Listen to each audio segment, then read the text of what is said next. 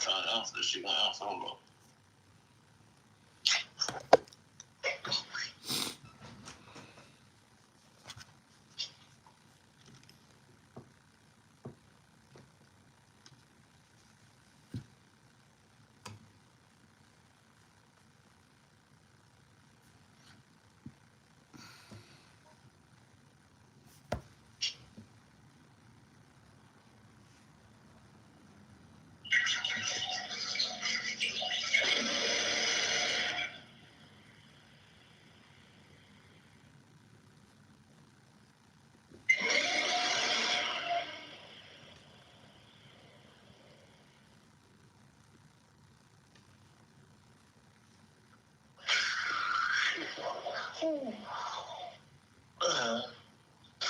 I'm tired of spoiling for. Hello. Yeah, I'm here, bro. Hello. Yeah, I'm here. Hello. Yeah, I'm here. Can you hear me? Hey, bro. Yeah. Hey, Dave. Yeah. Hello. I'm here. Dave. I'm here. Hello. Man, we ain't gonna do this all night. Bro, you can hear me? My phone ain't shit.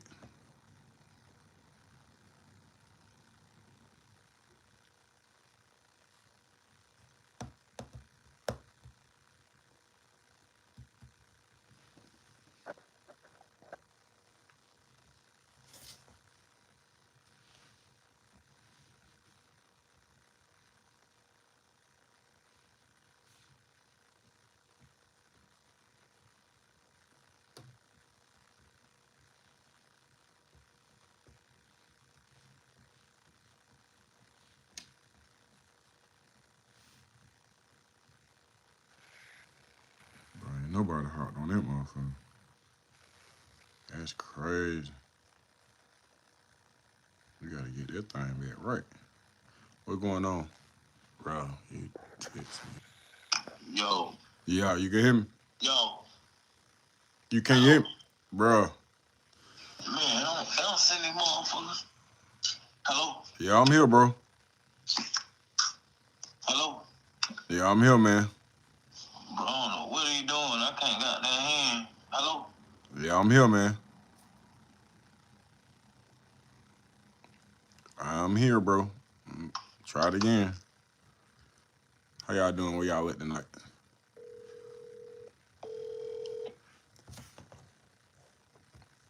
Hello. Bro, tell me you can hear me now. Hello. You can't hear me? Hello. Hey, man, that shit ain't working, bro. Something wrong with you. That shit ain't. Yeah. What's going on, Tempest? I'm gonna have to wait for him to call me because I don't know what's going on with his phone, but it's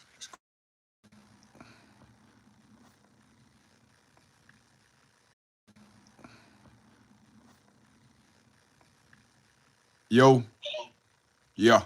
Yeah, it did one of these headphones when I on my head. I had a goddamn bad headphones. Hello? Yeah, I'm here, bro. Yeah. Oh, yeah. Yeah, yeah, one of these damn headphones. I don't know what the fuck that happened to this bitch. Okay. Hello? I'm here. Yeah. Yeah, I'm here too, bro. What's going on? Shit, we already on the live. I don't know if I want to start that. Nah, we'll just keep it going like that. But that shit just throw me all the way out. We done said hello to each other 50 goddamn time. Yeah, man, I'm trying to, I don't know what the hell wrong with that damn headphone. One of these goddamn ear don't went out on that damn headphone, right? Mm-hmm. I don't know what the hell wrong with this motherfucker. That shit wasn't just acting like that. That bitch was just goddamn working. I don't know how I had that bitch rapping that bitch when I be going to that shower. I be having to keep the headphones in. So they goddamn who watching, man, that shit don't go off. Goddamn wild nigga moving around with it. You feel? Yeah. Yeah. I need for you to speak up. Or Can get. you hear me now? Yeah, I can hear you. You just sound low. You can hit the other line, goddamn, cause I seen what wrong with that shit. I had wrong earphone and just hit the other line right quick. All right. Sit on. This shit already blowing me for the night.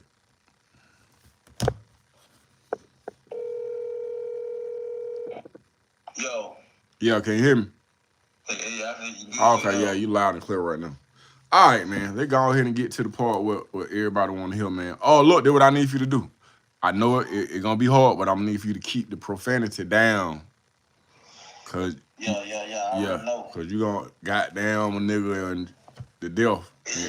Yeah, I be yeah. getting crunk. I be getting crunk with that thing, right? Yeah.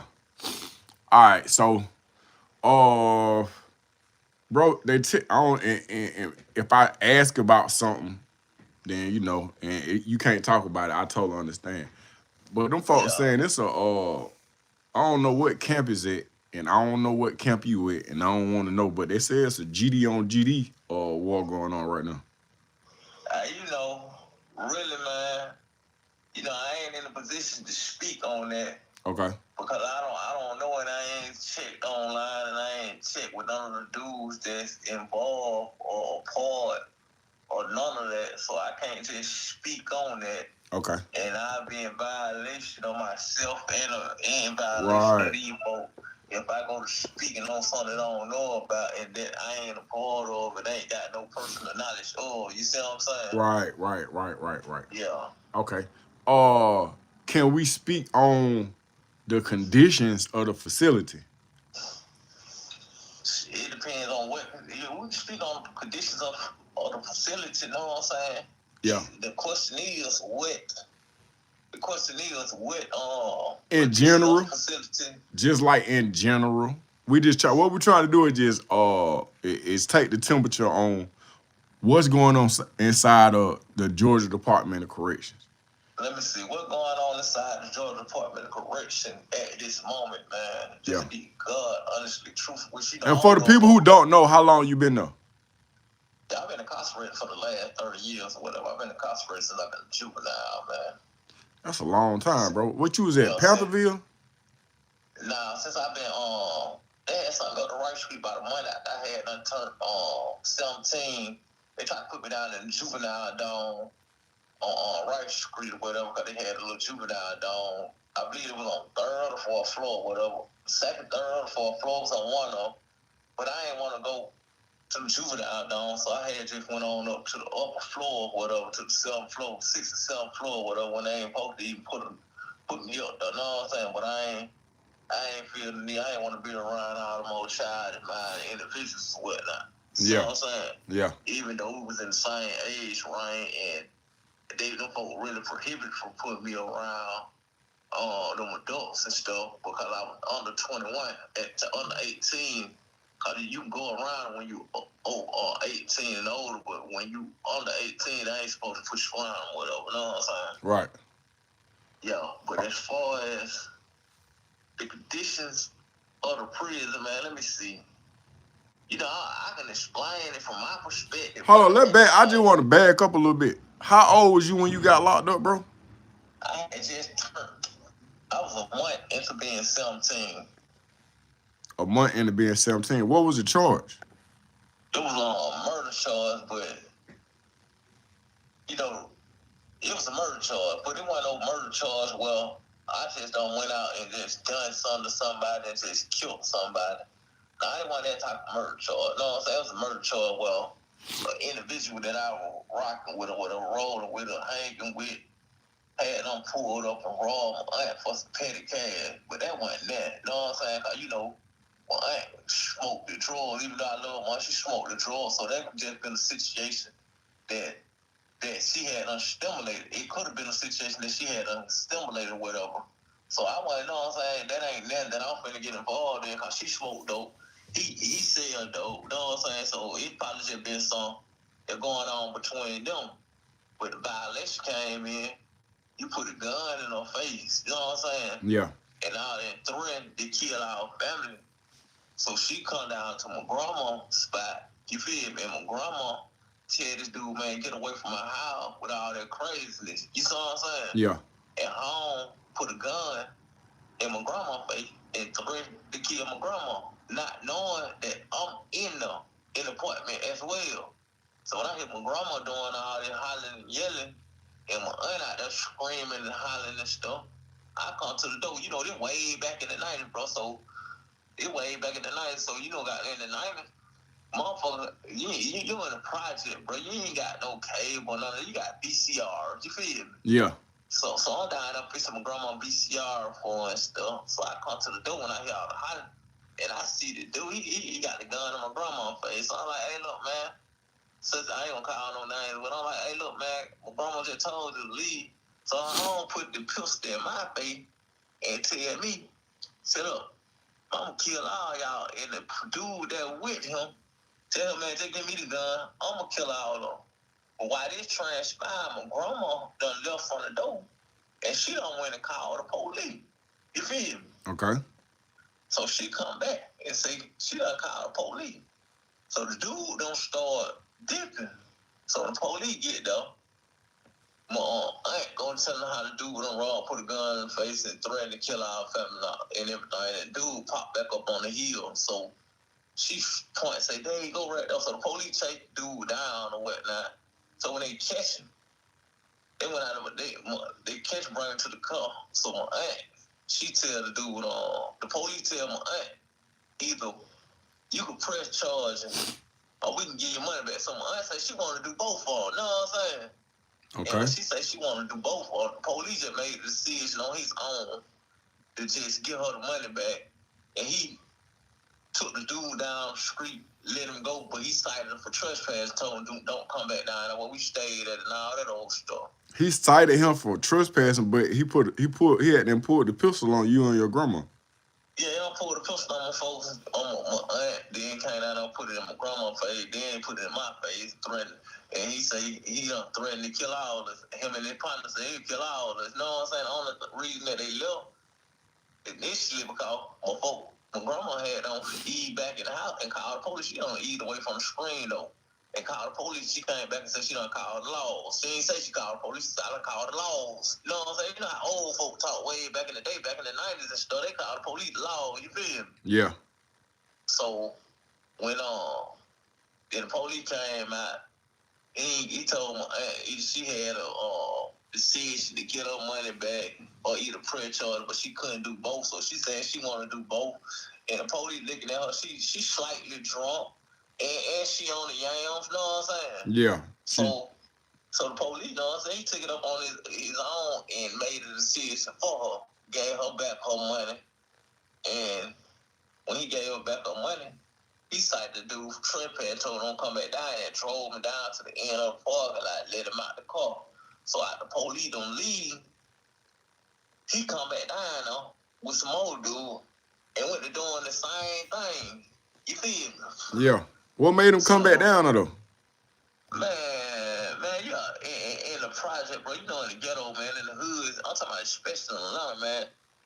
Dudes ain't just going, but they gonna come out the man. The police ain't locked me up. I'm finna go back down. You know the mentality of the dudes in the city, especially in the projects in Atlanta. Know what I'm saying? Yeah. Can you say what project she was in?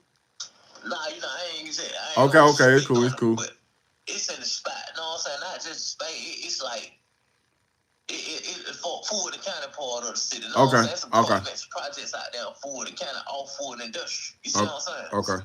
So out Fulton Industrial, in between Camden, Fulton Industrial, and KK, it's still the spot though. You feel? Yeah. So the police leave. Dude come back down there, go to doing the same thing, threatening and all this. So my grandma said, I'm finna call the police again. You feel me? Yeah. So the dude, they dip. So after they dip, I got an appointment with my uncle. I'm staying with my uncle though. So I push up to the appointment. Now I had him pushed up there to the dude that was on the cable. I pushed up there. I'm like, man, it crazy. Such down, put a pistol in my grandma's face. And I told him, you had to kill us. And so me and my boy partner, we going up to my appointment. Me and my uncle shared together with my uncle and his kids and all that stuff. So when we see the dude, he's standing, he laying, know what I'm saying? Like to the side of it, like he laying on. So my boy partner like, man, let's go and get some weed and stuff, man, and push back up in the apartment and goddamn smoke that weed. Okay. So I'm like, bet. So we go to pushing. So when we come down the step, get ready to cross the little street to the other side, to the other little building where the goddamn to go and get the weed.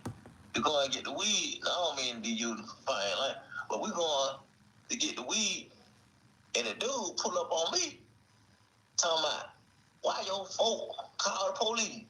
They don't disregard the fact that the dude already standing on the side of the building where I stay at, bro. Yeah. You feel me? Yeah. What is you standing on the side of the building where I stay at? You see what I'm saying? You got to have some type of bad attention. Then when I come down the step we going across the street, you push up, talking about why your folk call the police on me. So my first question was, why you put that gun in my folk face, in my grandma face? That's what I'm saying. Why you put that gun in my grandma face, bro? You feel me? Yeah. That's the only thing on my mind. So I'm young, and I know you ain't just no lame or nothing like that. Me and you done ran together, so I know you older than me, and so I know the type of stuff that you capable of, because we done a whole lot of things together. You see what I'm saying? Yeah. So when how old are you at this time, though? At this time, I had just turned, I was about 3 weeks into being 17. Okay. So when I was like, man, why you put that? When he had me talking about why your folk call the police, so I'm rapid responding like, why you put that pistol in my grandma face? See what I'm saying? Yeah. Then that thing, he go to reaching up under his shirt, and I just some shots just went off. You know what I'm saying? Not saying who fired the shots or nothing like that. Okay. But shots went off. You know what I'm saying? About 2 shots went off. About 2-3 shots went off or whatever. Okay. And me and Coach we pushed or whatever. Yeah. So I run to my uncle, put me in my uncle Shan, and my cousin, she ain't know. Well, the cousin, she ain't nothing but about 10, 8. Now she about 8, 9, 10 years old at the most. And she talking about, hey, he came in here and slapped us and all that old stuff. But my thing is, he shot done without that dude done got shot or whatnot. And I got some guns up in his apartment. And I got some drawers up in his apartment. So my thing, I'm finna get everything up out the apartment because I know this the first place they finna come to. See what I'm saying? How folks gonna say, oh, such and such done this, such and such done this, and then the first spot they gonna go to. So my buck partner, he ain't stopped right there. He ran straight down his apartment. So when I hit the gun and stuff, I had some artillery up in the thing. So I pushed down through I take off run on down here to my buck partner apartment. So when I go in, he screaming, Mama, such and such done killed such and such. So I'm looking crazy at him, bro. You feel me? Yeah, did what your bus partner say. Yeah, so I'm looking crazy. So I tell him, Mama, I like, look, man, take me meet me up down the hill and take me to take me up here on Bankhead so I can dip, you know what I'm saying? I take me up here so I can go over something out or whatnot. So, I dipped or whatever, you know what I'm saying? But I end up getting locked up. I had my cousin, he was police or whatever. So my grandma found out why I was hanging and why I was laying low, and she brought my cousin over there. And they crept in the apartment. My cousin came with some of his little police friend from another police and stuff. And they locked me up. You know what I'm saying? They ain't read me no rights, and then they locked me up. So I go to the county or whatnot. Then, I end up going to trial or whatever. But I had a file for the man for speedy trial or whatnot. But they ain't take me to trial within the statute of limitations, within the time frame up on the speedy trial. I went to trial up under that. What you mean?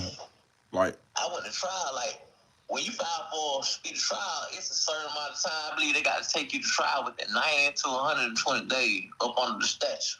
OCGA 17-171. So they got a certain time to take you to trial, but they did not take me to trial. At that time, they took me to trial a couple months after the time done elapsed on that. You see what I'm saying? Okay. So when I go to trial or whatever, But the thing about all that is that I ain't never supposed to been tried. Why not? Because the indictment I got in my case, bro, the indictment has never been filed. You know what I'm saying? It ain't got no stamp, file, seal from the Fulton County Superior Court. You know what I'm saying?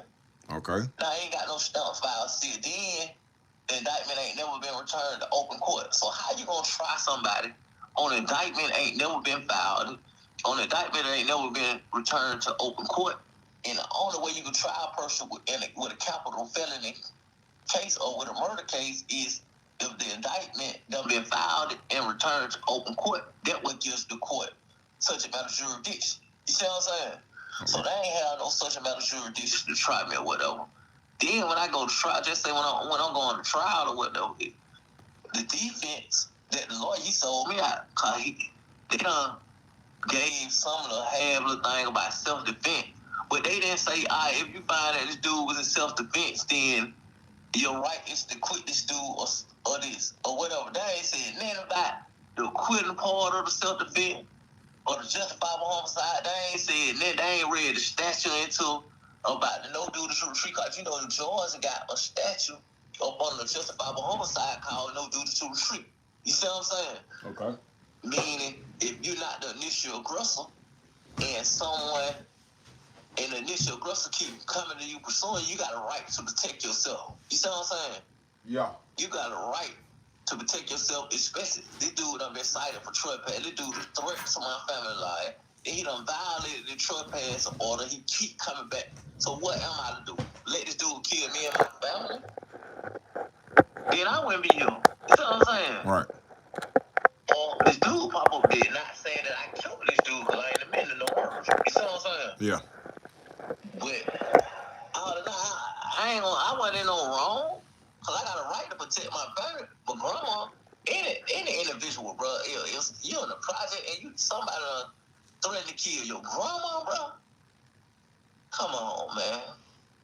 You see what I'm saying? Then the thing about all that, bro, my folk them took the right steps to try to rectify the whole situation by calling the law, the police, or what they used to call them back then, the law. You see what I'm saying? And the police ain't did that. So I go to trial. They ain't give out the proper jury instruction for self-defense or justifiable homicide. Cause they did not tell the jury what to find the defendant if you feel that if it was justified. You know what I'm saying? And they ain't give them instruction on the no duty to retreat or none of that. All right. Then, so hold on. Let me ask you this: how long did your trial last? My trial lasts about anywhere from 3 to 5 days. I started trial that Monday. By third or Friday, I know by Friday they talking about I was found guilty.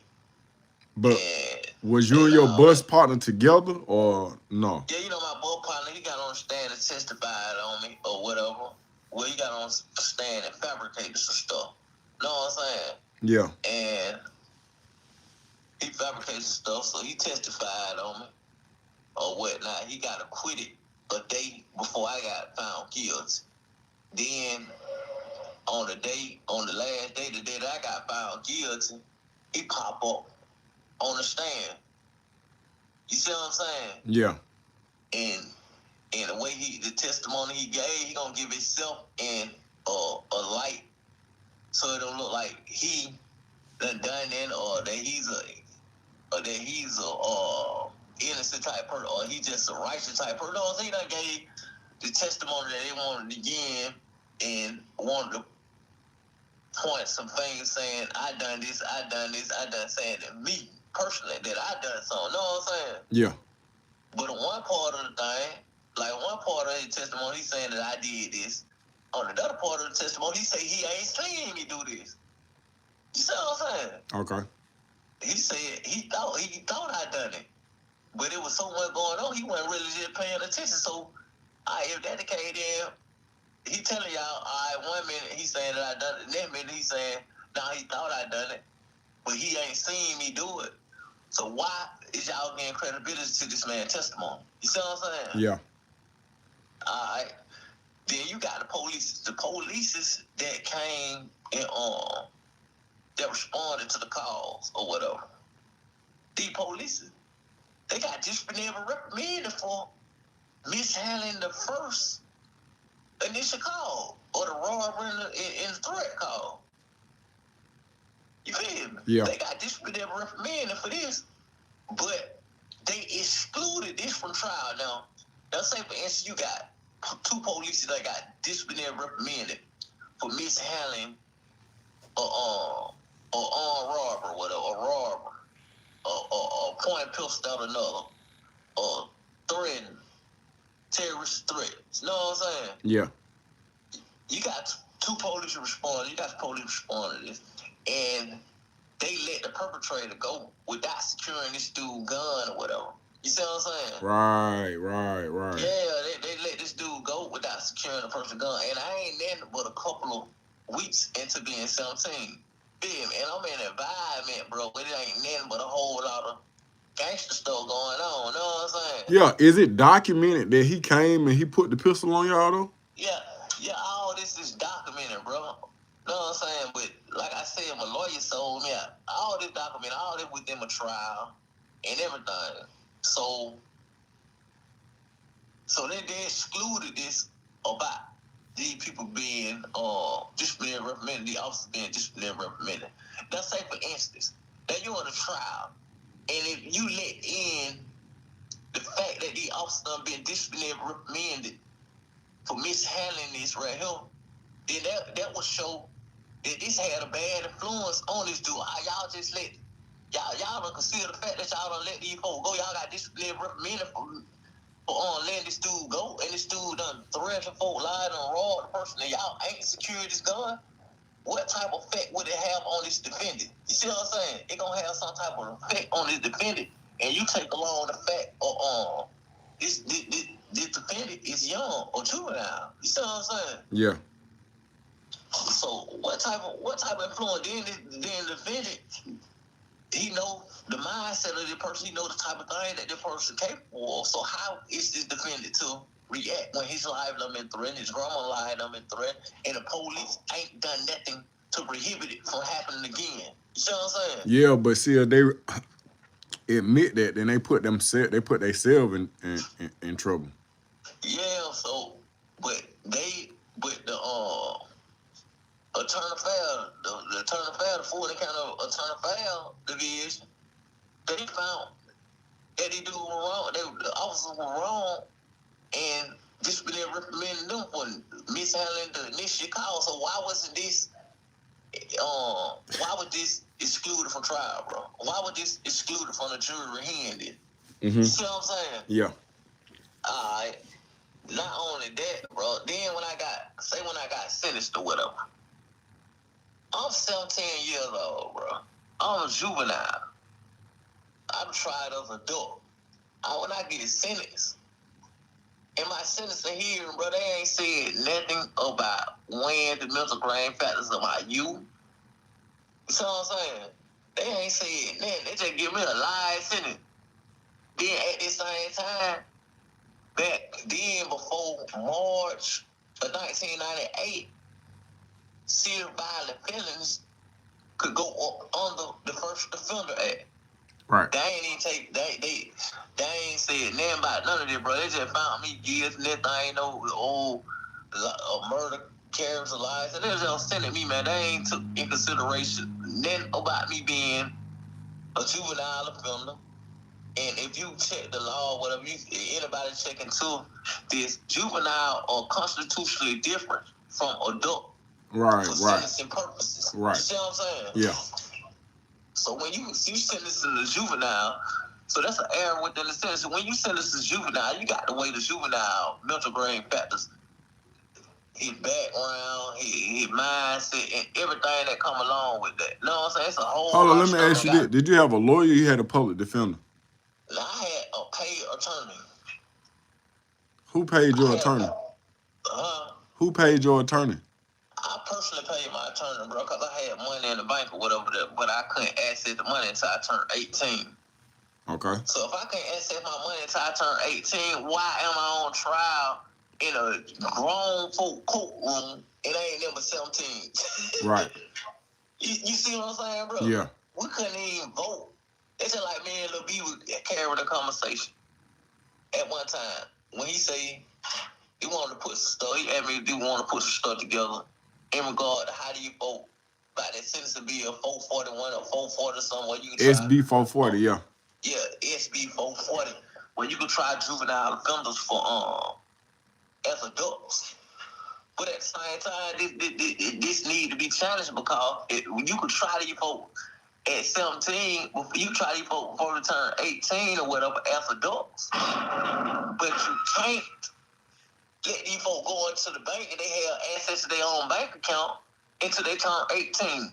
They can't go and vote until they turn 18. They can't buy cigarettes until they turn 18 or 21. They want something like that. You know what I'm saying? You can't do nothing until you turn 18. So why is it that juvenile offenders can go to court in an adult courtroom being tried as an adult and they can't do nothing else as an adult legally? You see what I'm saying? Right.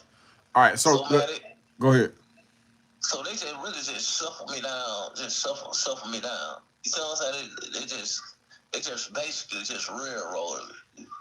And the attorney that that my co-defendant had, he worked it for the Georgia Innocent Projects or whatever. And he told me, even though he might have told these folks or whatever, but he might have told these folks, I believe he told these folks at the Fulton County Conviction Integrity Unit, because my whole case being reinvestigated by the Fulton County Integrity Unit right now at this moment while we're speaking or whatever. At this moment or whatever. I believe he told them that my attorney had been out there talking to the victim family. They called him dude the victim, but I ain't gonna call him no victim because he done all this right here. You know, when you do this, that, and third, it warrants certain type of things. You know what I'm saying? Not saying that it was right cause he lost, cause both of us lost, man. He lost his life, and I lost my life. I lost my life to the prison. He lost his life to the streets, bro. You see what I'm saying? What you mean he lost his life to the streets? Because he ended up dead, or so they say. You know what I'm saying? And I lost my life to the prison because I've been incarcerated since I've been a child for something that was justified. Okay, so when they sentenced you, how much time did they sentence you to? They sent me to life with parole. But the thing is about that, under the law, you still could be sentenced to juvenile offender, still could be sentenced to life with parole. But the thing about that here, bro, they got to weigh the mental grade factors of your youth before they sentence you. Because they make for a lesser sentence or whatever, individualized sentence for anybody 18 and under. And when they don't consider that, that's Eighth Amendment violation up on the cruel and unusual punishment. You see what I'm saying? Yeah. And that way and that's how that occurred, man. Ain't weighing no mental brain factors on my youth or nothing else in regard to me being a youthful offender. You know what I'm saying? Being tried as an adult. All right, but okay, with life with parole means that you could possibly parole out, or yeah, I can parole out, but the parole board, man, them folks ain't paroling nobody, bro. My last two parole hearings, man, they denied me. They didn't deny me for no institutional conduct or nothing like that, man. They denied me saying that insufficient amount of time served due to the nature of the crime. How is it insufficient amount of time served due to the nature of the crime? And I ain't committed no crime.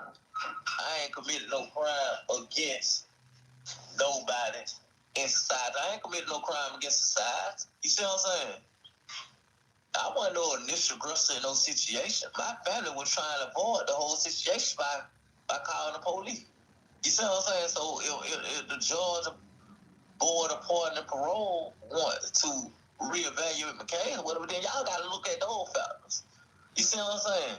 All right. Look at the fact that my aunt done been robbed at gunpoint. My aunt life done been threatened. My grandma life done been threatened. My grandma done been life done been threatened at gunpoint. My life done been threatened at gunpoint. My folk done called the police. Police done came, chased the dude down, let this dude go. You see what I'm saying? Yeah. This dude came back.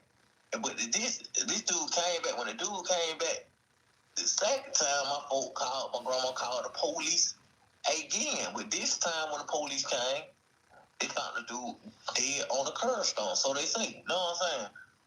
They called the dude dead on the curbstone. All right, hold on. How long did you stay locked up before you came up for parole? Let me see. My first parole here, 14 years I was incarcerated. All right. After being incarcerated. 14 years. Then they set me off. How long they set you off? I believe they set me off 8 years.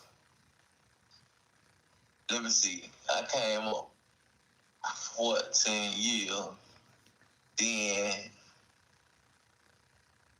I came up. Yeah, I came up in 2009. Then I came up again in 2017. Then I came up again in 2022. And I come up again in September, October this year. So you technically can come home this year. You could parole out. Yeah. I can parole out, man. If the parole board make the right decisions to parole me out. See what I'm saying? I'm doing some thing right now with the dude at the Georgia the partner with the reform parole reform Georgia. Atlanta Selma, Georgia. It's a parole reform dude being held by a dude named the White Futch, where he got some stuff scheduled. Where he already met with some senators or whatever, and they told him to come up with such and such name. 100 and some people that they say have been denied parole for insufficient amount of time served on the nature of their crimes or whatever, or who had been locked up a long time without being in problems. Oh, you talking about that dude? He's on Facebook. Yeah, and he had no spoke with some senators and stuff, so he had came up with so now he waiting on a date to be scheduled so he could because they had told him to get all the names and put in the applications and stuff. Then they gonna schedule a date at the state capitol where he gonna be there, the family's gonna be there, the senators are gonna be there, and some folk from the parole board and the Department of Correction gonna be there. And they supposed to be coming up with some type of little plan to get dudes to transition the center or whatever. But we won't know the outcome of that until after they had this little hearing at the state capitol or whatever. Okay. So I got that going. In my favor, and I got it going in my favor that I come up with parole this year or whatever. And they ain't got no reason to shoot me down, you know what I'm saying? All they can do is keep saying insufficient amount of time served. But you can't say due to the nature of the crime because you research the nature of the crime and you see what type of crime they saying it was. It wasn't no crime. It was something that was justified by the law. So everything I done was within the law because I got a right to protect my family. I got a right to protect myself. And that's by Georgia laws. You see what I'm saying? Yeah. Then the parole board, y'all want to look at the case. Y'all want to evaluate my case. Well, the way y'all ain't look at the fact that these police were disciplinary reprimanded for mishandling the call of my family being robbed. Hold on, real quick.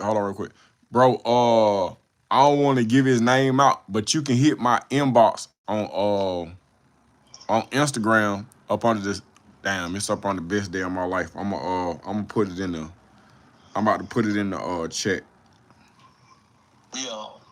Cause somebody just asked like, what is his name on the call? I'd like to look up the docket and write my senator. I can probably help him.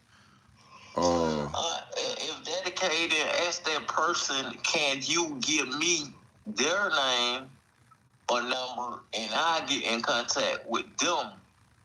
Cause I don't want my name or nothing like that on this thing because, you know, a nigga hot box. You know, I'm hot box. Yeah, I already know. I just sent you so on Instagram, if you go to Instagram, best day of my life, you can get in my inbox and just let me know what it's about, then we'll go from there. Cause I don't want to get my people in no weird shit. Um Let me ask you this. At 17, when they tell you life with parole, bro, what's going through your mind? Man, what's going through my mind, bro? I'm finna tell you something, man. Mm-hmm. I ain't smoke a cigarette, bro. I ain't smoke a cigarette, man. I used to hate cigarettes. Hold on. One more time, bro. I hate to keep interrupting, but somebody else just hopped on and said, I have connections with the Innocence Project. I was wrongfully convicted, spent 9 years in prison for a crime I did not commit. I can probably help him. And then my name is Devontae Sanford. Give him my name and tell him he can look my story up by Google. Got it. I heard enough that it makes me sick. Okay, you look like Philip Bailey. All right, so I got two real people that's hold on, I'm finna text you bro name right now while I got you on the phone. I ain't gonna even let myself forget this shit. Hold on, bam. I'm finna text exactly what he.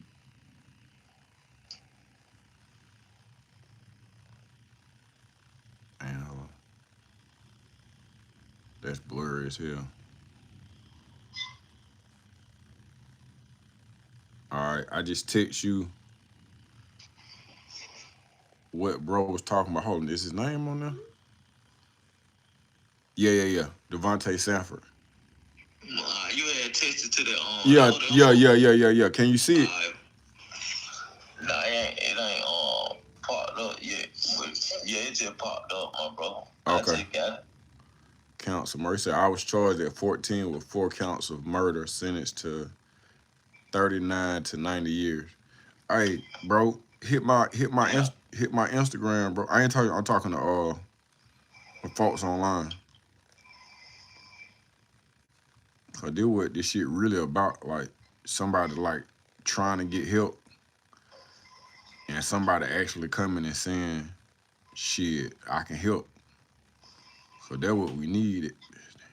That's what we need at the end of the day. Yeah, for sure. No, for real. All right, so that's my. I'm finna post that, but that's hit my Instagram at best day of my life, and then I'll link y'all up. That way, bro, don't blow his spot up. My bad, bro. I just wanted to make sure we can handle that. But you say you started smoking when them folks gave you that time. Yeah, man, I ain't smoked no cigarette, man. I used to hate smoking cigarettes. I used to hate cigarettes, know what I'm saying? Yeah. I smoked a little weed or whatever, but you know, I ain't never been no pro. I don't smoke weed, no, man. I don't smoke weed, no, I don't do none of that. Yeah. All I do is smoke cigarette, bro. And that cigarette smoking started, man. Them folk gave me that license, bro. Man, I started smoking cigarettes. You feel me? Yeah. It's in my mind, man. Boy, I'm finna go crazy. Cause you know, you locked up, and I don't think, man, these folk gonna try to do that. So in my mind, I'm finna go hard. Know what I'm saying? I'm finna go hard. I'm like, man, everything and everything. You know what I'm saying? So when I came down the road, bro, nigga, man, I was just on some other stuff. But at the same time, I ain't forget about applying for my freedom call.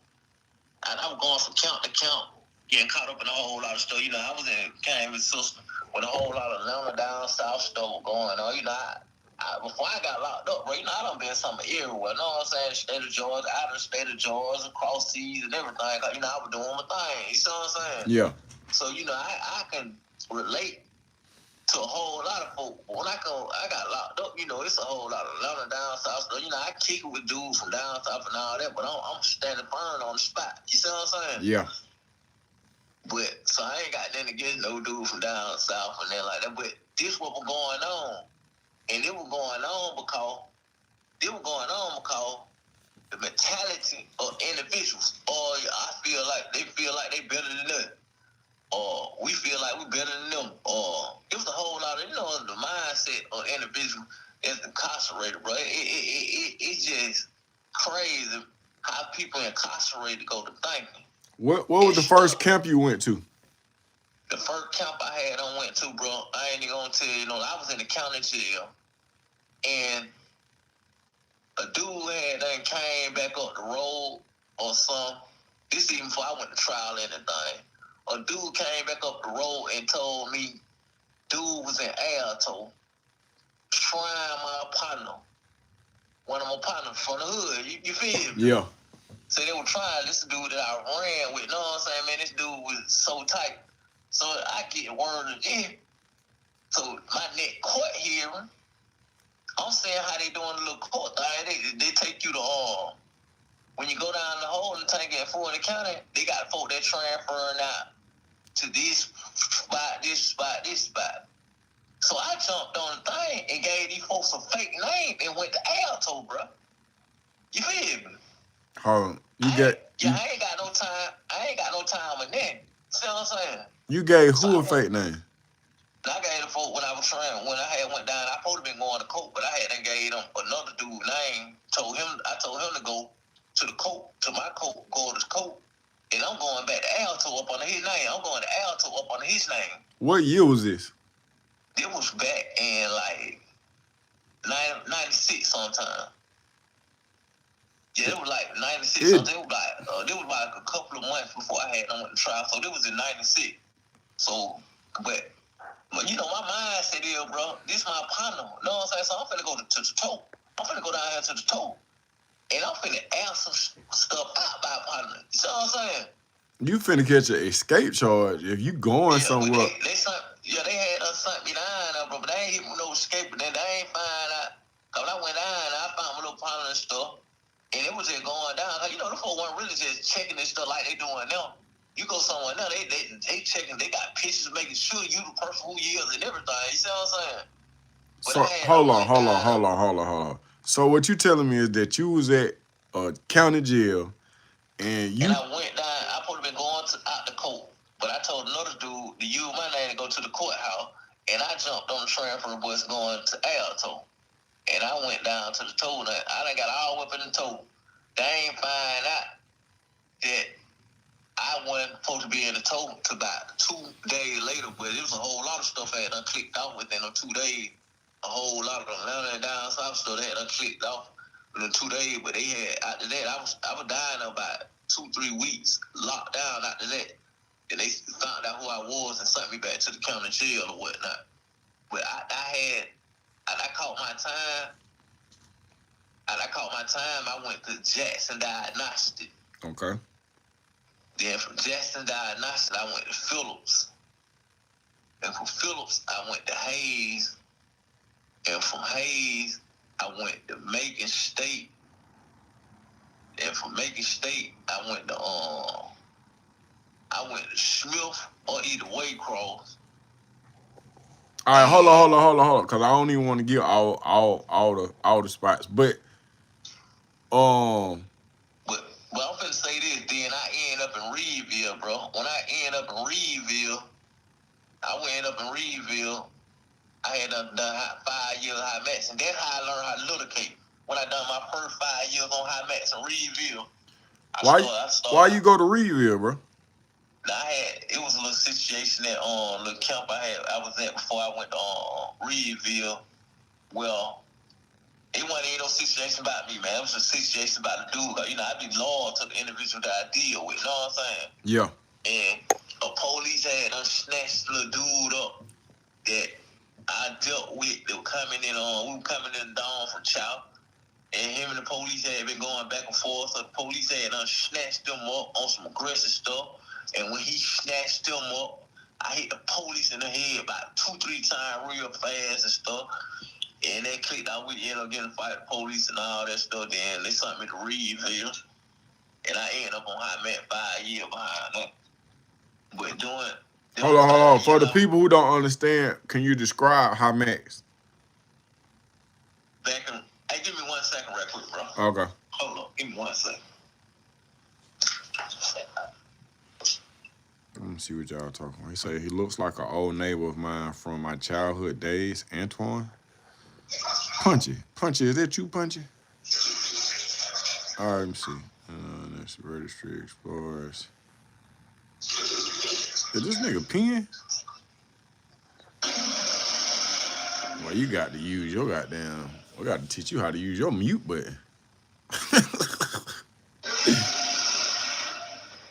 And you got to be sitting right on the toilet stool in Vegas. No, I only been to Vegas twice, and it was hot. I went to Vegas. How many times you flushed the toilet? Um,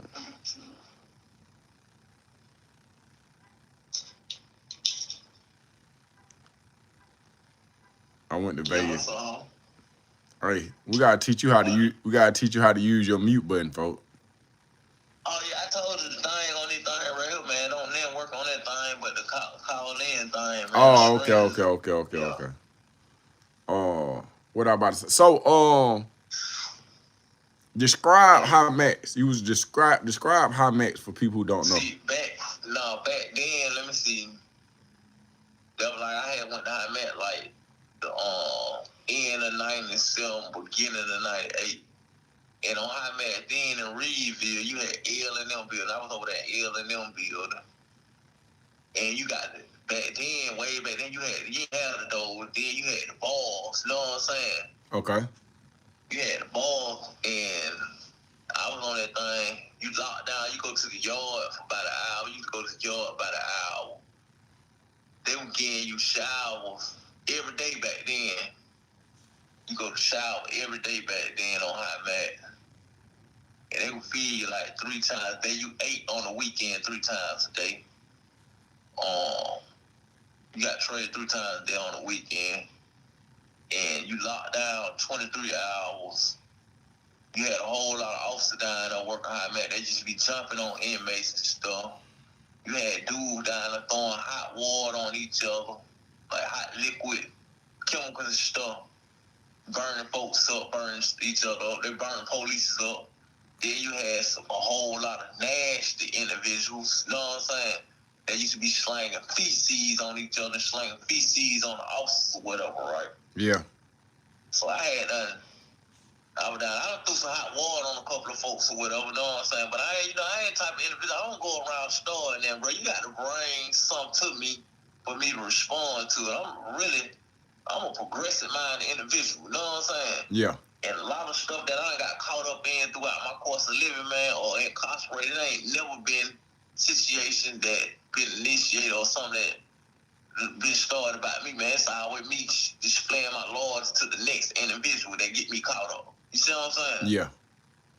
But them first 5 years that I done on high mat, man, it was I learned a lot. You know what I'm saying? That's when I started little game, bro. I started little game. I started pro se little game. I started learning the law, learning how to fight my case, and I started doing a whole lot of fighting case, filing this, that, and the third to get back in court.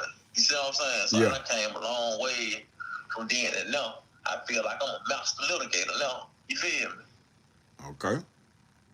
But I had none on. All right. Let me ask you this. So at some point, you went in chain gang like when the rivalry was the city against the outskirts or the country, so to speak. Yeah. It was like Atlanta getting down south, or Atlanta getting middle Georgia, or Atlanta against the outskirts of Atlanta. It was a whole, it was crazy, but you know, I'm from the city, bro, and I was repping the spot. You feel me? Right. I'm repping the spot, bro. So, you know, I'm going to stand up for the spot, regardless of anything. And that was the mentality an individual had, man, that's saved from Atlanta. You know what I'm saying? Okay. Yo, but I still dealt with dudes that weren't from Atlanta, that was outside of Atlanta, because before I came to prison, I done been to these folks' cities and these folks' spots and been tight with some of these folks, done broke bread with some of these folks. You feel me? And at times when I done been down bad, I done been staring at these folks. How these folks done been feeding niggas? So how can I turn around and come to prison and change on these folks when these same folks done been some of the same folks that have been caring for me? Okay. So I used to I be trying to keep all that type of stuff down. I don't hung in Savannah. I don't hung in Macon. I don't hung in Augusta. You see what I'm saying? Mm-hmm. And I'm tight with a lot of folks from different little spots. So I try to keep that stuff down, but at the same time, I still had the mentality, man. It was Atlanta over everything. When did you see the chain gang transition into gangland? Let me see. Like when I came in Atlanta, bro, you had a few dudes that were GD. You had some dudes that were Crips. You had some dude. It wasn't a lot of bloods, you know what I'm saying? It wasn't nothing about. The whole time I had been incarcerated, it wasn't but a few bloods, you know what I'm saying? Yeah. But they were standing on what they were though. You know what I'm saying? Yeah. It wasn't but like a handful of them standing on what they were standing on. And they were representing with it. Then over the years you start seeing more GDs, more Crips, then you had a little more bloods coming about. You had more now we've been doing their thing. Yeah. Cause dudes be transitioning to religions or whatever. Yeah. Then you might have a couple of vice lords or whatnot, but then you had a good fella come about. Then I had like when I had went to Hot Mac the last time, Mm-hmm. and I done 10 years down at Jackson on the special management unit at Jackson. No, not that time. When I had done a year and a half, and I came off High Max in 2010, bro. Yeah. Man, I got them, man, they had so much gunslinging going on about all the gangs. They like doing that little year and a half, man. It been so much gang stuff that I came about. Then I seen so many bloods. I'm like, man, what is going on around here? You see what I'm saying? Yeah. But when I came off in High Max, then I'm like, in 2010, they had sent me to Hayes. So, everybody hollering at me that know me. But my thing is, man, I'm trying to get this money. I'm trying to get up out of the chain gang, bro. You feel me? Because I done seen everything that's going on. I seen how the system oppressing dudes. I'm seeing how the system manipulating dudes to go against each other. You see what I'm saying? And I'm seeing how dudes misleading dudes. So I don't want no part of this. Only thing I want a part of now is just getting money. You see what I'm saying? Yeah. So I was all right. He had a lot of the situations coming up. Dude, I'm having dude kill the situation or whatever. You see what I'm saying? But yeah. At the same, I wasn't having no personal situation coming toward me. It was situations like dudes I might deal with, or a situation might come toward them. Then I end up in 2012. I end up going back to High Mac. From the same prison that I went to High Mac from the first time, bro. For what?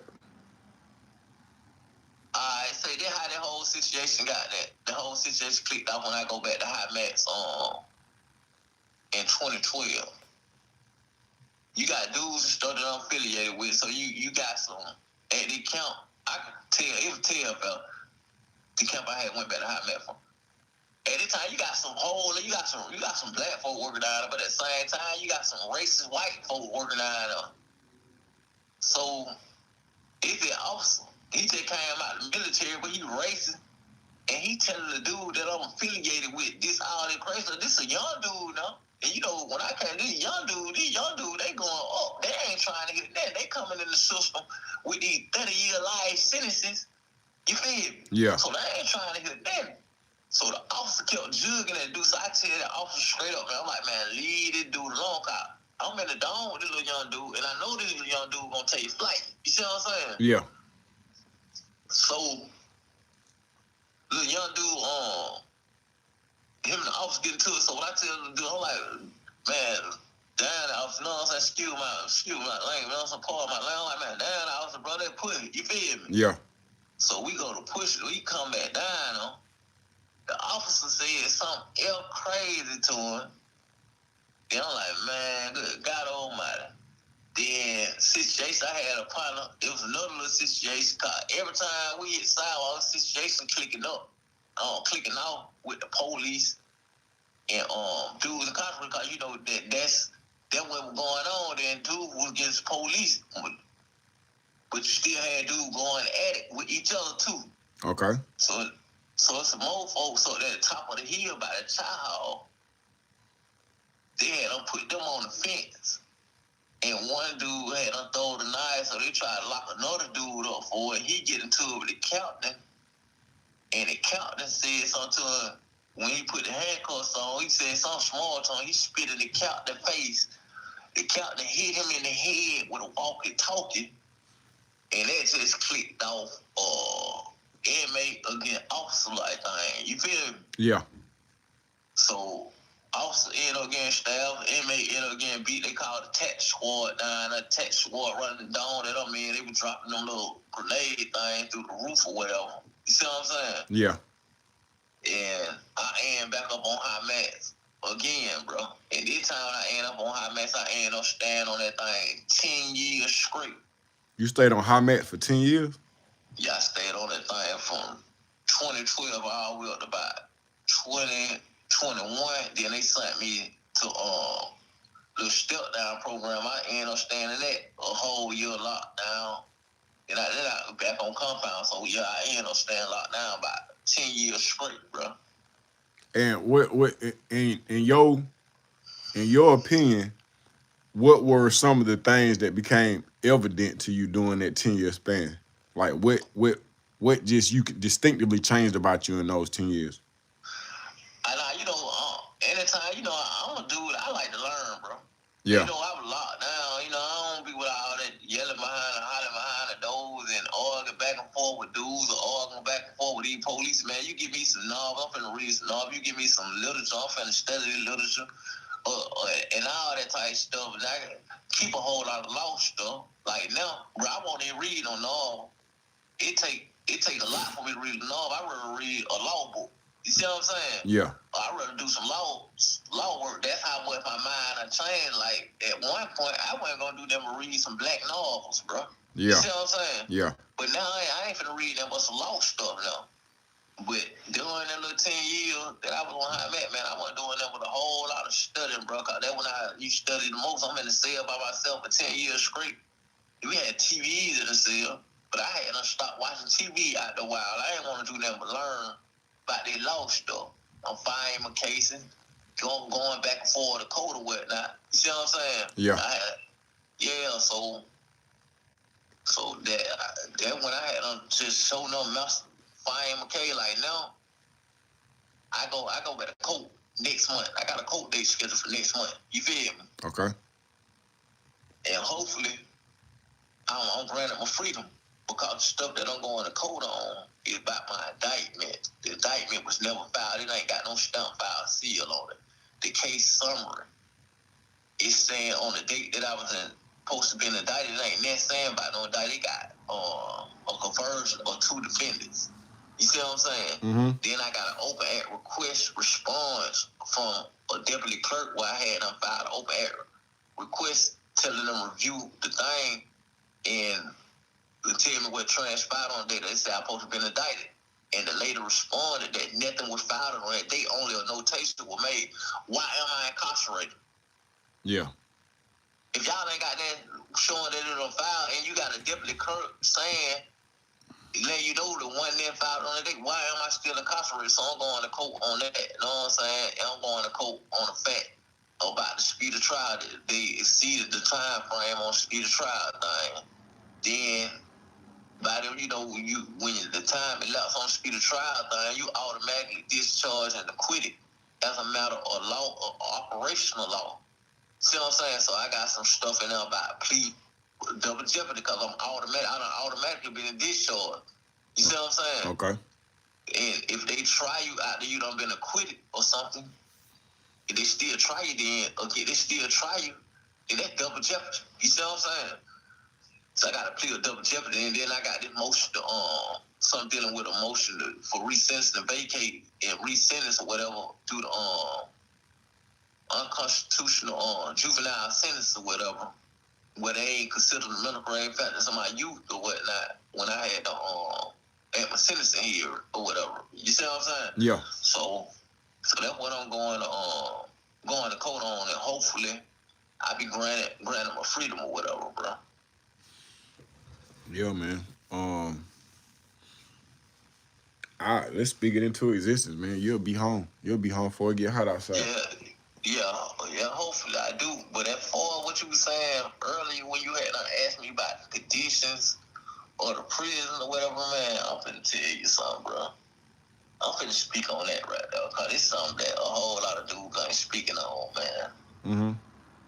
Man, the condition of these prisons, bro, it's like, you see how that stuff going on, like back in the day when you used to see how them folk were treating these folks across seas in them refugee camps at them like prisons at them other cross seas. Like them third world countries. Yeah, that's how I see prison. That's how I see the condition of these prisons now, bro. Cause man, these folk don't care nothing about dude. Then they got their little manipulating thing going on where they manipulate dude to kill each other, bro. Why you say that? Cause a lot of this stuff that going on, it's stimulated by the prison system, bro. Cause you got this dude that want to be this type person, or want to be some type of head honcho type person, or want to be some type of person that feeling like want these folks to feel like he calling the shots, right? Okay. So they'll get all these individuals together and tell them, all right, this is what we want, this is what we want, this is what we want. You know what I'm saying? They go trying to run these prison up for these folks. They running for these folks. You know what I'm saying? To these people expectations. Then you got dude that ain't got killed. That probably ain't even supposed to been got killed or got caught up in there. But you probably done had one of these prison officials that lied to these dudes, or they're trying to make it look like this dude this or this dude that, and it end up this dude ain't got killed. You know what I'm saying? So what the Georgia prison system is fully engaged in is genocide, bro. They promote genocide. You see what I'm saying? They targeting gangs. They targeting these dudes that's part of the gangs, and they cleverly manipulating these dudes into killing off one another. You know what? It's crazy you say that, and I think I mentioned this before, because when I started doing the research and started figuring out, they're saying that it's because of overcrowding and shorter staff. But then I started doing the research on other southern states like Mississippi and Louisiana and Tennessee and Florida, and it's the same thing going on. It's gang members killing gang members, and it's the same equation. It's understaffed and it's overpopulated. So then it started with me. I'm a conspiracy theorist. So to me, it just started looking like a calculated move. You know what I mean? It started looking like something that had been put together strategically, and it's working. Yeah, it is something they don't plan, plot, and strategize against that. You know what I'm saying? They don't plan, plot, and strategize against the incarcerated individual. You know what I'm saying? The individual incarcerated. And dudes not seeing that.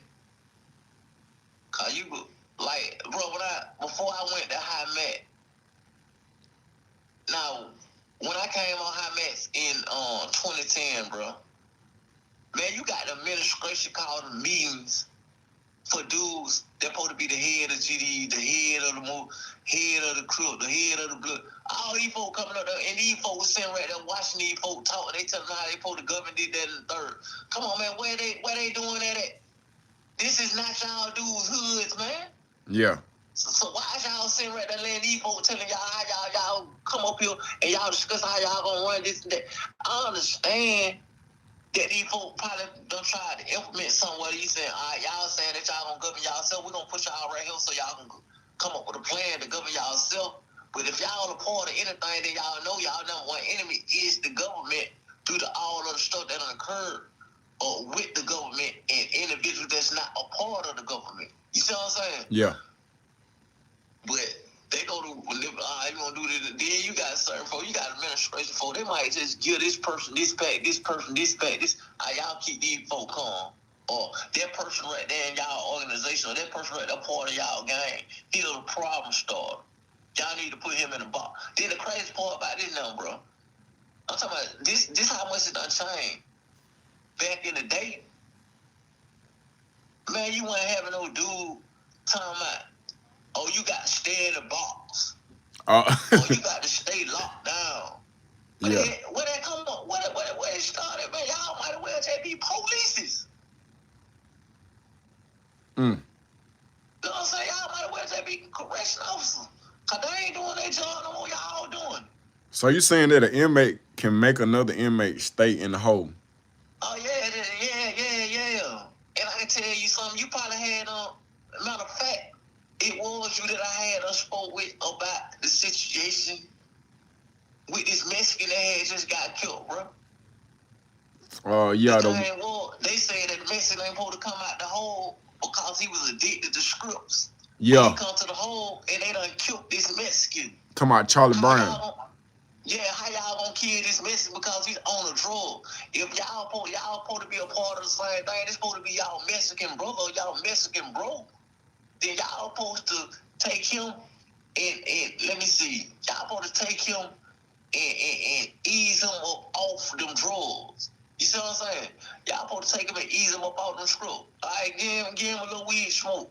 Give him a couple cigarettes smoke. But don't kill it because he's smoking scrubs. Yeah. You see what I'm saying? Then they study and gauge, all right. These folks lacking style. They shout style. So they shout style. And you got these chain gangs, bro. They full of a whole lot of violent folk and they classify individuals. You know what I'm saying? Mm-hmm. So what they want y'all to keep doing stupid stuff so they can justify keeping you locked down. You see what I'm saying? Cause that's all gonna occur. It's just like at one of these facilities I had done checked in on, they said they've been locked down about 3 months. Or about situations that occur at other facilities. Yeah. You see what I'm saying? So they justify locking dudes down as they want them because they shout a style, but they justify keeping them locked down due to all this unnecessary violence. Bro, somebody in the chat say, what are strips? Scripts, that's something, man, I can't even describe. All I know is a script. Script is a piece of paper with a whole lot of different type of drawers or whatever. They have these dudes going crazy. You got dudes they be passing out. They go to shaking. They go to seeing things. They go to jumping over top of the real killing these. I don't see a dude kill, jump head first off the top range out there don't hit the script. You see what I'm saying? It's some type of chemical on some paper that dudes smoking, bro. And they going crazy. You see what I'm saying? They can't even control this, so they knowing. Like, you know how it worse than the heroin, bro. You know how them heroin junkies be gnawing, they'll hit it. Yeah. They shoot that stuff up in their vein, they go gnawing. Yeah. All right, now say the script is something a person hit. They go to gnaw, but they go to shaking, then they pass out. Is this a prison drug, bro, or do people take strips on the street? I don't know. You know, I've been incarcerated for 30 years, so I don't know if it's just a prison drug or a free world drug or whatever, but I know it's supposed to be something coming from the street, so it might be a free world drug as well. They might call it something else on the street, but I've been incarcerated for 30 years. You know what I'm saying? I'm doing this thing by myself, man. I'm just scraping and scribing, trying to survive, man. You did. Yeah. And make it back to society, man, without having to catch a case or end up being a case caught on. You know what I'm saying? Yeah. I am, bro. I just had a homeboy who got locked up back in the probably like 93, 94. He just made it to the transitional center, bro. Like this year. And bro, they caught him smoking strips and sent him right back. And that was, bro, if you that's what you need to do. See, I ain't in a position where I could do it or whatever. But man, I know you got a lot of individuals that you're affiliated with or whatever. Yeah. Get a dude to send you a video. Or they can go online and see how I got some footage of it, bro. I didn't synced it. I've synced it. But I ain't been able to explain it though, bro. It's just it's crazy. Yeah, you got viewers or whatever. So next time you can just do an interview with script smokers or whatever. That's what I And need. yeah, you do an interview with the script smokers and you show these footages of how these script smokers doing so they can become aware. They get some type of awareness because that what need to be done, man. There need to be awareness to this drug that they using. Cause they ain't doing it with tearing them down. They tearing them down worse than the heroin. We tearing down them heroin junkie back in the day. Yeah. And this majority of the thing that going on. If anybody see, yeah, these folks they listening. All they gotta do, they can go on there. They gonna see some of these videos of how these dudes reacted on that script stuff, and that's something that I ain't condoning, bro. Cause, you know, I'm an individual that's about building, bro. See what I'm saying? Yeah. And dudes incarcerated, y'all don't tell y'all. I understand that y'all got a person got a lot on his shoulder. A person got a lot that he dealing with, bro. Yeah. But don't let the incarceration tear you down, man. The struggle of being incarcerated, the struggle of not having nobody tear you down. Let it build you up, bro. You know what I'm saying? Yeah. We got access. We got access to communicate or whatever. I take the little access you got to communicate, man, and build you somebody out there on the street, man, worthwhile having. You know what I'm saying? Find you somebody out there you can call your significant other. They gonna care about you, that you gonna care about you, gonna build something. Fight for your freedom. With this stuff that you got access to communicate with. Cause you ain't, then you're wrong. Now, I ain't knocking no dude that's in the chain, I ain't hustling or nothing like that because he a man of responsibility, bro. And the man of responsibility, the dude got responsibility. That mean he gonna take care of responsibility. So these dudes getting money, man. They taking care of their family, bro. They taking care of their kids. You know what I'm saying? They paying their lawyers. So how can anybody be mad on? I can't be mad on. Can't nobody else be mad on because they don't took responsibility of trying to provide for those on the street or those that they care about, bro. Yeah. And that's something that a lot of folks ain't doing. So that's what these dudes got to do, man. And if a dude want to come together in their prison, man, they got to come together at one, man, and just start focusing on better than yourself and better than each other. Cause if you don't, man, you ain't doing they ain't doing that, man, but tearing it down, making it worse. Let me ask you this: Why are we the minority in the general population, meaning like in these United States, but we the majority inside the chain? Why is it so many of us inside chain? Let me see, bro. Let me see how I don't put this. We the majority in the chain gang. We the majority in the prison system. Not because we want to be. It's because you got dudes, man, facing poverty, bro, out there on the street. You got dudes out there struggling. You know what I'm saying? Yeah. They're doing things. Like, you might have an individual, man, he might do some of the stupidest stuff in the world, but he probably done this to try to get some type of benefits for himself or his family. You know what I'm saying? Yeah. And dudes just getting caught up. You got dudes that locked up for petty robbery. You got dudes locked up for petty thieving. Majority of the individuals that's incarcerated, they locked up for something that gonna have something to do with getting some type of benefit to provide for themselves or provide for their family. So what you saying is, if I'm just going deeper, poverty begats fuck shit or unlawfulness to one degree or another. Yeah. Because I'm gonna say yeah because a person, man, you got somebody experiencing poverty, man. Yeah, ain't nobody trying to go through no poverty, bro. Ain't nobody trying to go without having, man. Right. You can sit right there, man. A person can sit right there, man. You look at your mama, bro. A person look at their mama, man. My mama ain't got nothing, man. She sitting right here weighing on the check on the first of the month. So when she get this, she pay rent and buy all these kids or buy herself something. Then she ain't got that. She got to sit right there and wait on a whole another month or wait on these food stuff. You see what I'm saying? But she still got to buy her kids some clothes to go to school. She still got to find a way to get some more food. She got to pay for the buses, to pay for the Ubers or taxis or whatever. So she ain't got that. So you got these dudes, man, these young dudes out there where they saying all this, and get what they saying. But I gotta go and get this paper for my mama. You know what I'm saying? Yeah. I gotta make sure my mama's straight. Or you got some of these little young dudes, they going to school. Man, I ain't finna wear no program in school. So they might go out there and try to steal some shoes. You feel me? Or my man ain't finna wear no regular clothes. That's the mentality to do, you know what I'm saying? Because they trying to overcome poverty, but not knowing how to overcome poverty is what's subjecting an individual to being incarcerated, being locked up. You know what I'm saying? Catching cases or whatnot. So how do you get into the minds of people? Like, if a person is living in poverty, because poverty still exists very much so, and the fence is spreading further and further, it's getting closer and closer. How do I tell a kid? I'm asking because I deal with kids who live in poverty. What do I tell them? How do I talk to them? You talk to them, bro. You know, you can say something to a person and they don't listen and they might not understand. You know what I'm saying? When you got some, you can say something to that listen and take heed to what you're saying. You see what I'm saying? Yeah. But the thing about kids nowadays is like it's the same way with kids from back when I was coming up. You got to show them, man. You can't just tell them. So with being that you're an individual that dealing with kids, whatever that face poverty, depending on how old they are, you know what I'm saying? Like you could take, I don't know the age of the kid that you dealing with. So the age of the kid, I deal with 13 to 17-year-olds. Most of the kids that I deal with, so hold on. Most of the kids I'm dealing with are either on probation or about to get off probation. I also deal with kids inside the juveniles.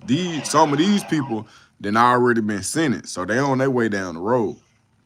all right. Now say for instance, bro. Now you saying you dealing with these kids at 13 and 17 and still out on the street. I'm talking about the one that hasn't been sentenced Right. or whatnot, so they don't end up catching no case and be sentenced, bro. Right. I was holding a conversation with my sister, man. And my sister talking about she married. Are you married? Cool. You get mad at my baby sister. Cause you saying she supposed to send you some money so you can get some food for your kids. I understand it, but how is you gonna get mad at her because she ain't sent this money to you yet, and she got kids that she got to provide for, and she respond, "Oh, she got a whole man at home." All right, she got a whole man at home. You got a whole husband at home. All right. Did she tell me? Now he waiting on his check to come. Oh, y'all ain't got no food till his check come. All right. So I tell her, hey, check this out. Y'all got a lawnmower? She like, yeah, we got a lawnmower. I said, then he need to go and get him some yards to cut. I know back then when I was coming up, bro, if I ain't want to get caught up in no car stealing or no robbers or nothing like that, man, I'll go right over my uncle house, my uncle Charlie them house, or my uncle Dale them house, or one of my uncle house, and get the lawnmower, bro. Go and get that lawnmower. Back then, they was getting a person $25 to $50 to cut a yard. See what I'm saying? Yeah. Your husband need to go and get that lawnmower. They getting you more to cut yards now than they were back then. He need to go and cut about 10 yards a day. You feel me? Yeah. Yeah, so as far as them individual kids that you talking about, 13 to 17, that's experiencing poverty or whatever, tell them to come together, man, put a couple of dollars together. You know what I'm saying? Take them somewhere, let them wash some cars and get some money to buy them some lawnmowers, some weed eaters. They go and cut some yards. Then if they want to do it another way, you can take some of the individuals that you know that came out of prison that know how to ball flow. And they can teach them kids how to ball flow, and you can take them to go and get them, like downtown. They got all these buildings downtown that need a flow bus, bro. You teach them how to ball flow to go down there. You done started your little kid, little foundation. What kid buffing flows with them, they got a little job buffing flows. You know what I'm saying? Or they got a job cutting the grass or whatever. Or they got a little job. Or you can go and take, you go downtown, like a lot of buildings downtown, they got all that dust and stuff on the walls, on the window that need to be pressure washed. Get up a little money, get a little pressure wash, take them. We're going to pressure wash these buildings. You see what I'm saying?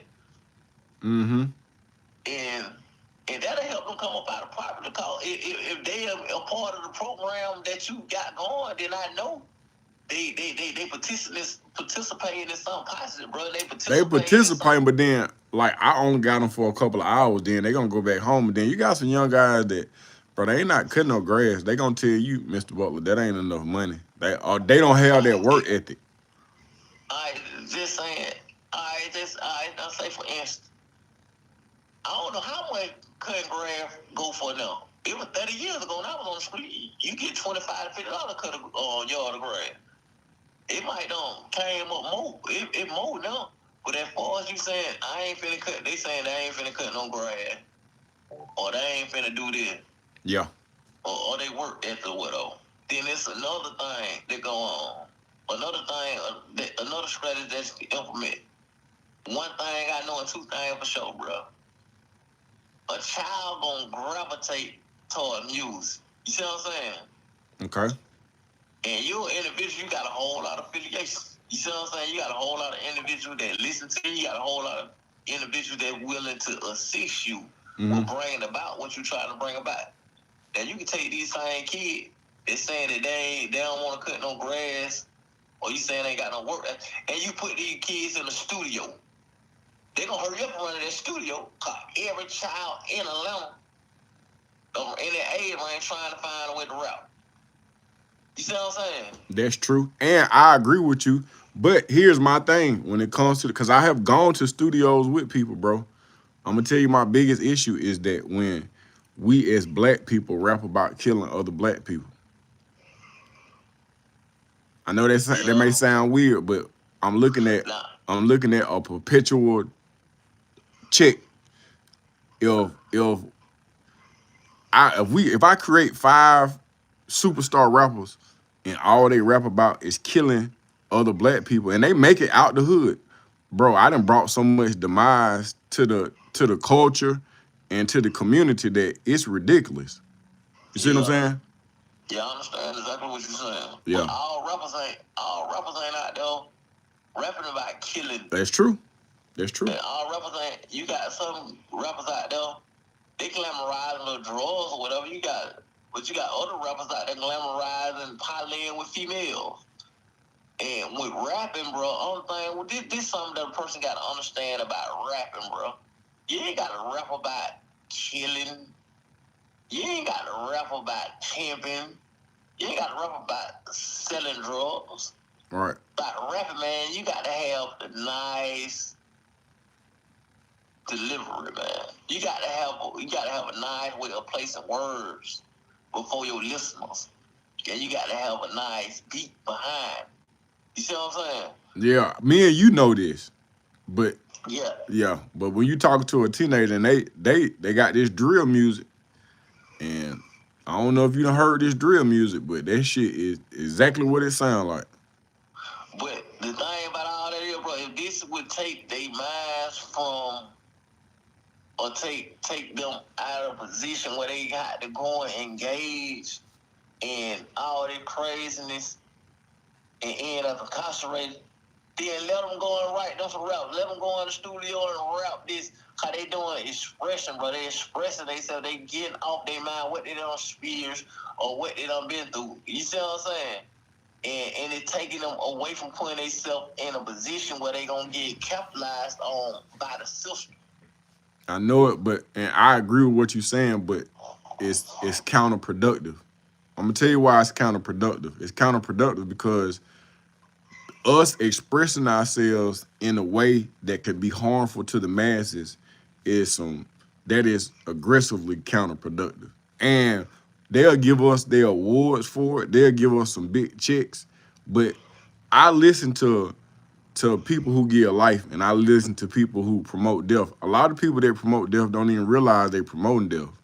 You see what I'm saying? They promoting with that. They don't even know it. Bro, we got rappers out here that do not smoke and do not drink, but they rap about smoking and they advertise alcohol. So what I'm saying is, like, I would rather have somebody to bow out quietly as opposed to giving them a microphone and allowing them to mislead others. Does that make sense? Yeah, I understand that, Cole. Anything that you do, man, you got to do it with realness, bro. If you ain't gonna be authentic with something that you're doing, then you faking it. You know what I'm saying? You faking it to make it, man, and I ain't condoning. And then that being fake. You see what I'm saying? Yeah. But if you can take these kids, man, you know, with rapping, bro, you take rappers, man. You got some rappers that can't rap. You got some rappers that can rap. Right. And those that can rap, they couldn't rap at first. They had to learn art or rapping. You see what I'm saying? So you can take these same little individuals that you say that might say they don't want to cut no grass or do this and that, and you can just take them to, all right, look, brother, what we're going to do, man, we're going to cut some grass, man, or we're going to pressure wash these on windows, or we're going to bust some floors out the word, man, we're going to the studio, man. Get what? They're going to be all for that, because they're going to the studio. You see what I'm saying? But when they get in the studio, it's on you to coach them and guide them. This look, based on what you said, look, this is what I just did. I just submitted a curriculum for boys. So, but with this, I'm trying to get out of the classroom. So this is what I want to do. I want to take them to the Capitol because I want y'all to see where these laws come from. Then I want to take you to the jail. I want to take you to the jail. I want to take you to the morgue. I want to take you to the hospital. I want to take you to the university. I want to take you to the technical college. I want to take you to the high schools.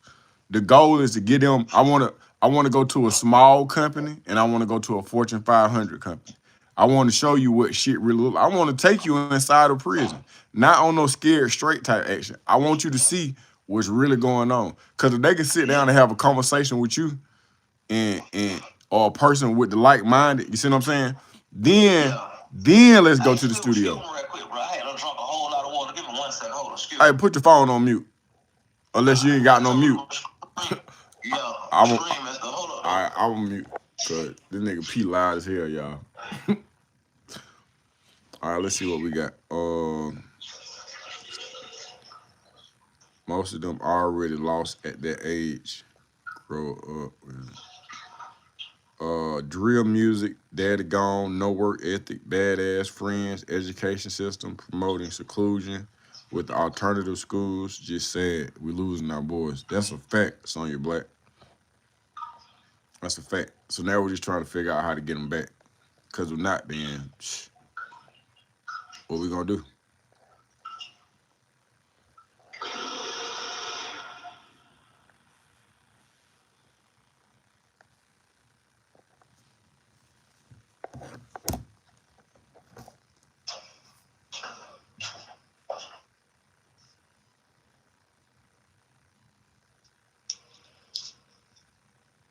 Yeah, hey, shot. I got down, man. You and your audience, man. Y'all pouring me for that, bro. No, we good. I had put the phone away. Yeah, but I had drunk a whole lot of water. You feel me? Yeah. Yeah. I look. Go ahead. I understand exactly what you're saying about taking these folks to the Capitol and getting them about teaching them this, learning that, or whatever. You know what I'm saying? That would be something great, bro. Cause that'll be molding their mind. You know what I'm saying? And life, man, your mind got to be molded. Your mind got to be groomed to reach perfection. You see what I'm saying? Yeah. Now, that's another strategy. That's another method that need to be surely implemented. Because you take these kids or around all these college students and let them see that it's cool to learn something. You know what I'm saying? Yeah. They see how fun it is. They like me, bro. At one time, man, you go to talk about something positive or some education, man, I push. You know what I'm saying? Yeah, because you don't want to hear that. Yeah, but now, man, I don't want to hear none of that crazy stuff. All I want to hear is something about something positive. I want to hear something about something productive. I want to hear about something progressive. And I want to learn more. Because life is a learning process. You see what I'm saying? Yeah. And yeah, that would be great, man. You take a lot of these kids that's in the ghetto, man, the poverty stricken kids, you take them around some college campus. You know what I'm saying? You take them around to the campus, seeing how these laws made. We need. And or as you bring them to the prison to go to talk to some of these dudes in prison, like you said, not on no scared disgrace, you got to pick the individuals. Yeah. That they talk to, man. Yeah. You gotta pick the individual because a lot of these dudes, man. They on some more stuff.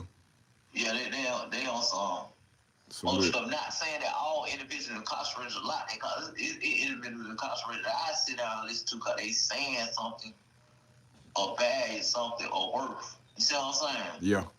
You just got to know how to pick the ones that they listening to.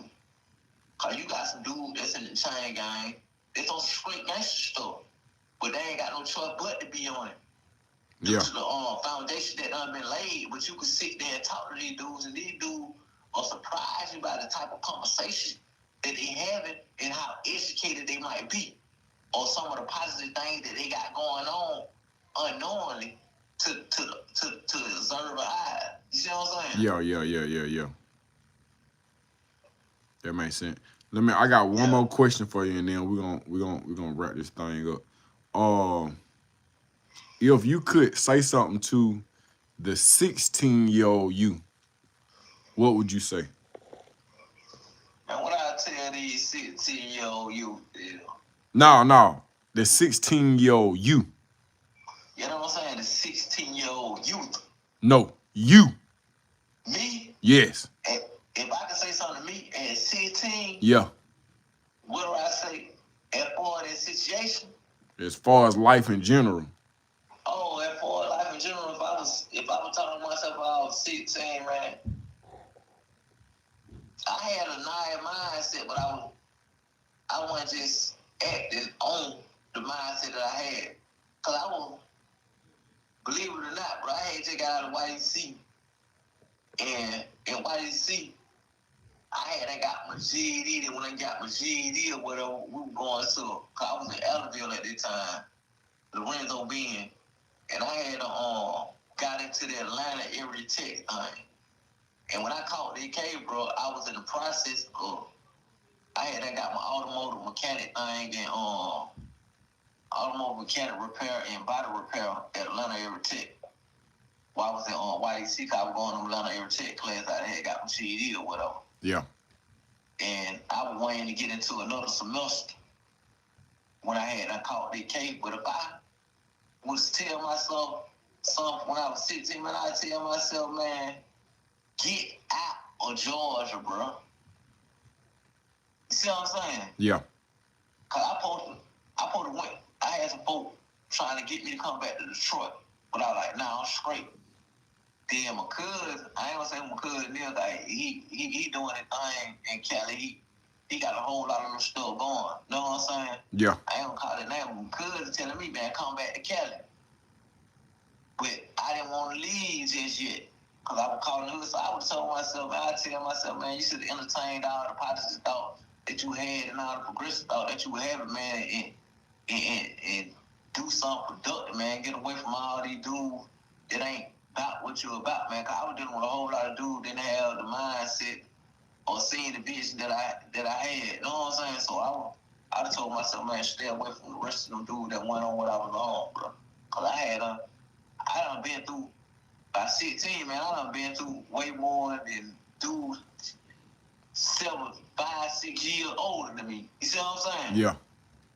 So I had a whole lot more experience. I just wasn't acting off the experience that I had. Gotcha. I was told myself to mature a lot more, bro. Okay. Because I wasn't as matured as I supposed to have been, man. Gotcha. All right, man. I appreciate you getting on here, man. We'll chop it up offline. And I'm looking to see if these folks got at me right now, cause I ain't gonna waste no time on it. We're gonna try to use whatever momentum we got to get up out this motherfucker. Yeah, for sure, bro. And I want you to stay positive, man. You keep doing something positive, man. You take them youth that you got, bro.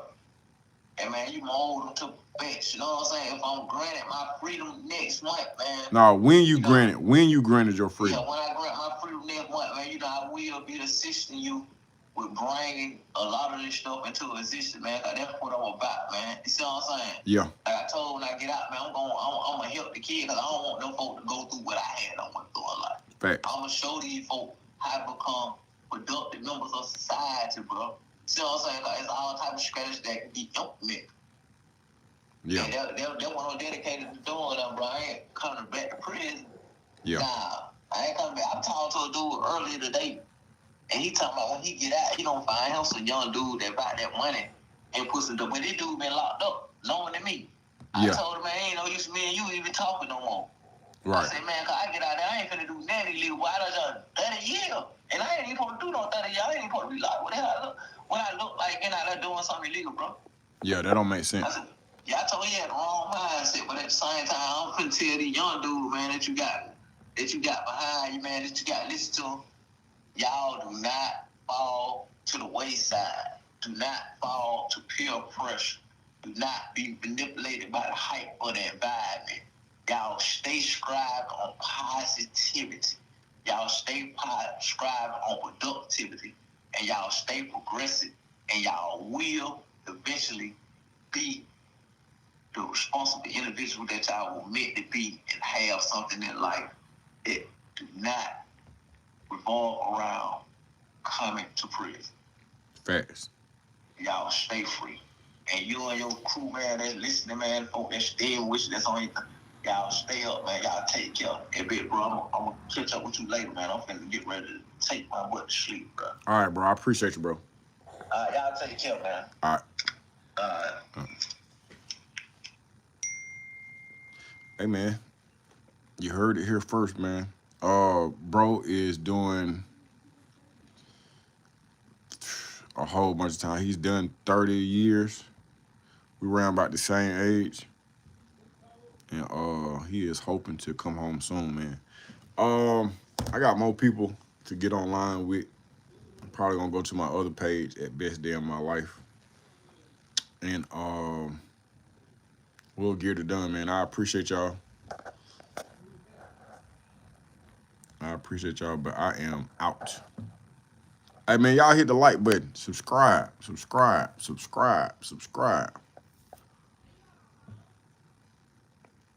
We out.